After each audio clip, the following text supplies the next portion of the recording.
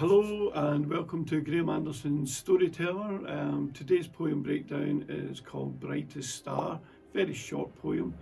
It's one of these ones that I honestly wrote in 2 minutes, and you can maybe laugh and say it sounds like it. But it was a wee fun one. Basically, I was driving home just before lockdown, and as I come over the hill near my home, and we look out onto the river, there was a light in the sky so bright, and I mean one of those great nights where it's the sun's just gone down behind the hills, dark blue sky up here, but this was so bright, brighter than normal. And what was interesting about it was, because we live not far from an airport, I actually thought it was a plane's light because of the intensity of it. And so, as I looked at it, I realised it was a star. And then I could see it reflecting on the river, which was very unusual. That's how bright this star was. And the river was like a mirror that night. It was flat calm. And this river is a big river that I live beside. And and it's normally quite stormy, etc. So the fact it reflected in the water was one of the things that caught my attention. Okay, so the poem is called Brightest Star.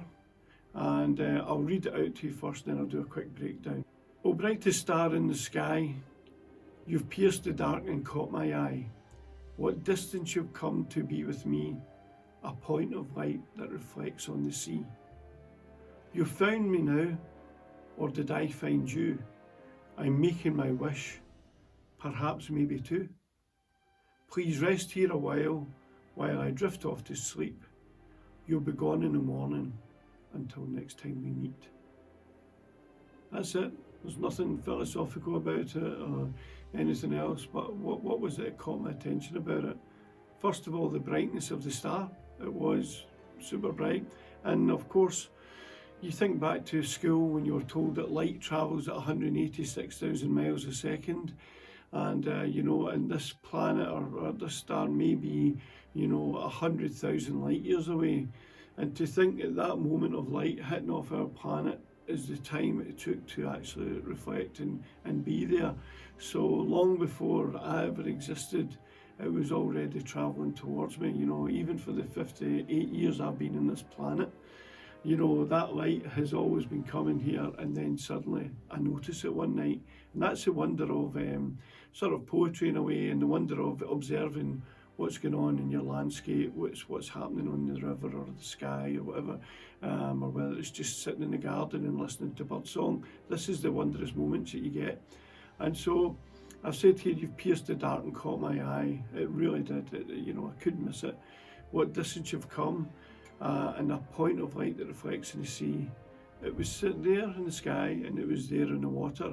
And I don't think I've seen that too many times. Obviously with the moon you do, but I've not seen it too many times with stars. And I said, you've found me now, or did I find you? That's stars maybe been there every night. And I'm saying it's found me now because I've noticed it, but maybe it's found me 100 times, 1,000 times. But I've really just, and I said, or did I find you? Meaning, have I really just noticed you now? And then I'm saying, I'm making a wish, perhaps maybe two. That's back to the childhood thing. You wish upon a star. It gives you a good wee feeling. It's something is, wow, that gives me, I'll make a wee wish here. And then I've said, please rest here a while I drift off to sleep. So even when I was in bed that night, I could still see it, out the curtain, and it was still piercing the night sky.